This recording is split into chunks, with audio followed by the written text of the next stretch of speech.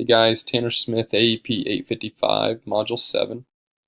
Question 1, what is the human resource frame of leadership according to Bowman and Deal? The human resource frame really focuses on individual needs as well as organizational requirements. The leader gets to know his or employees on a deeper level and places them in positions for them to utilize their strengths. It's a huge benefit for the leader to get to know his employees and put them in positions where they will thrive. So the main part of the human resource frame is investing in those individuals so that it does benefit the organization. The better we know the individuals working in the building or organization, the better placement we can give them, which will always benefit the organization. The organization is looked at as a family. The leader serves more of a servant role because of the focus on the skills, attitudes, teamwork, and communications between the people.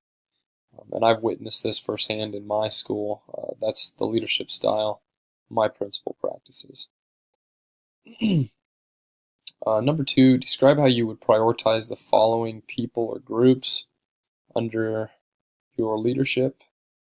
So in other words, what would your organization's hierarchical structure look like under your leadership and why? For me, under principal, I had students and teachers.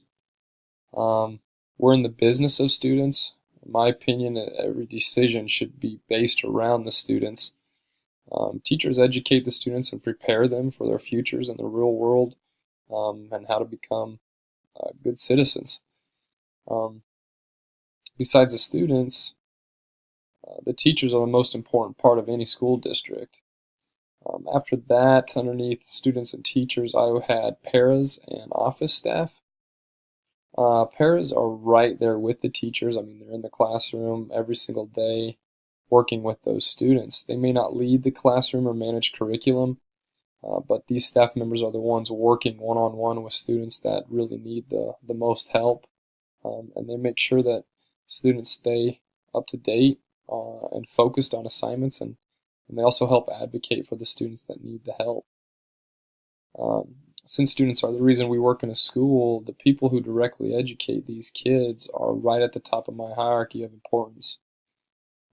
For me, the next part of that tier would be the office staff, and to me this is your building secretaries, counselors, registrars, and in my district, that's really where those people I would put them as in office staff.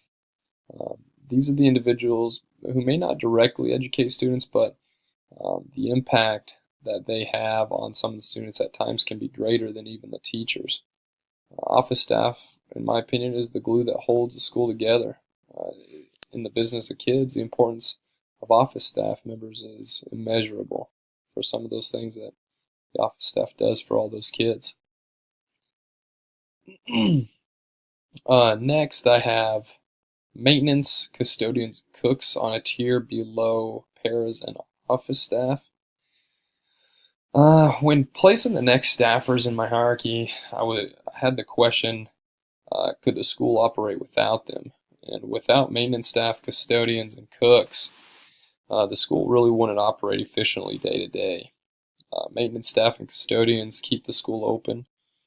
The learning environment is supported by their daily tasks that they perform. Cooks, much like the maintenance and custodians, help make sure the school runs smoothly throughout the day. It's a giant responsibility they have, and it is much needed, especially for some of those kids that don't get enough food or proper nutrition at home. Now, at the bottom of my hierarchy is parents, community, and alumni. This is because I find more importance in managing the people I have a direct influence over in my building. I can only control so much outside of the building, in my opinion, and I think the priorities lie within the walls of the school. I mean, and don't get me wrong, I believe parents, a community, and alumni play an important role when sharing a vision and being involved with the school. But if any of those people choose not to be supportive of the school's vision, and some parents can be like that at times, and community members, it's my belief that people I have prioritized in my hierarchy can overcome any of that negative influence from outside of our building, and then the vision is still attainable at that point. So, um, in conclusion, my hierarchy is in this format because of my experiences in education so far.